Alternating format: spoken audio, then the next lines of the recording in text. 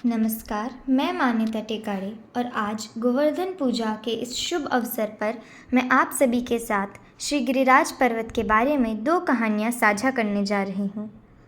तो बिना किसी देरी के चलिए शुरू करते हैं। गोवर्धन पर्वत का एक वर्णन है आदि पुराण में। हमारे जो 17 पुराण हैं उसमें से एक है आदि पुराण। तो इसमें श्री गिरिराज जी का वर्णन दिया गया है और उनसे जुड़ी एक कहानी प्रस्तुत की गई है।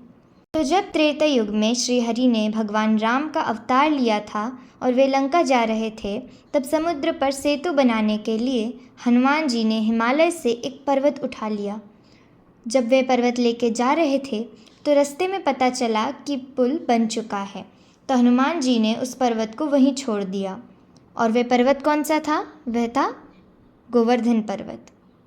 तो पर्वत ने हनुमान जी से कहा कि हे हनुमान जी, मैं न तो राम के काम आ सका, न ही अपने स्थान पर रह सका।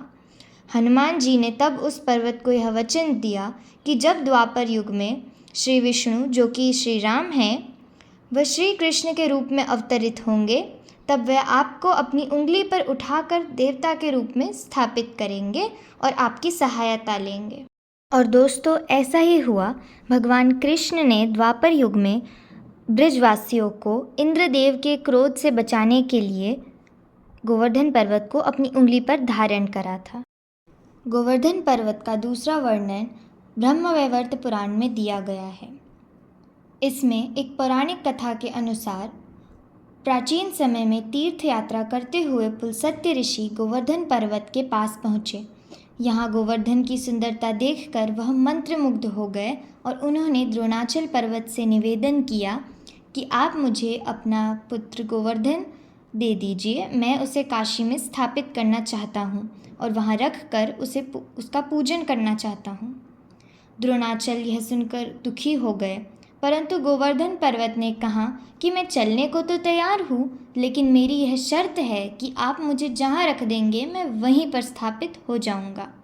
यह सुनकर पुलस्त्य ऋषि ने गोवर्धन की बात मान ली। इसके बाद गोवर्धन ने ऋषि से कहा कि मैं 2 योजन ऊंचा और 5 योजन चौड़ा हूँ, आप मुझे काशी तक कैसे ले जाएंगे? पुलस्त्य ऋषि ने कहा कि मैं अपने तपोबल से अपनी हथेली पर उठाकर तुम्हें काशी ले जाऊंगा। जब ऋषि वहाँ से जा रहे थे तो रास्ते में ब्रिज आया, जिसे देखकर गोवर्धन यह सोचने लगा कि भगवान श्री कृष्ण श्रीमती राधा रानी के साथ बाल्यकाल और किशोर काल यहाँ आकर बहुत सी लीलाएं करेंगे। उनके मन में यह विचार आने लगा कि वह यहीं रुक जाएं। ऐसे में गोवर्धन पुलस्त्य ऋषि के हाथों में और भारी हो गया, जिसकी वजह से ऋषि को विश्राम करने की आवश्यकता महसूस हुई। ऋषि ने गोवर्धन पर्वत को ब्रिज में ही रख दिया और विश्राम करने लगे। दरअसल ऋषि गोवर्धन की शर्त भूल गए थे।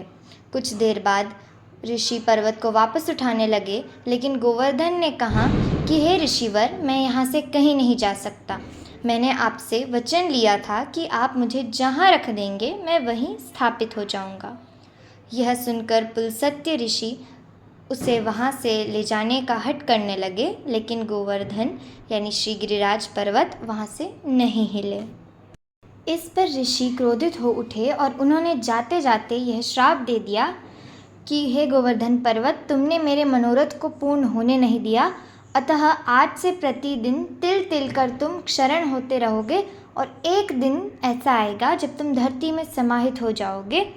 तभी से अगर आप नोटिस कर रहे होंगे कि गोवर्धन पर्वत तिल तिल कर धरती में समाता जा रहा है, मतलब थोड़ा थोड़ा करके छोटा होता जा रहा है, धरा में समाता जा रहा है। मान्यता है कि कलयुग के अंत तक यह धरती में पूर्णतः समा चुका होगा। तो ये थी भगवान की कुछ अद्भुत और दिव्य लीलाएं, जो भक्तों के हृदय को सदैव आनंदित करती रहती हैं। मैं आपको और आपके परिवार को गोवर्धन पूजा की हार्दिक शुभकामनाएं देती हूँ। धन्यवाद। जय गिरधारी महाराज। राधे राधे। हरि बोल।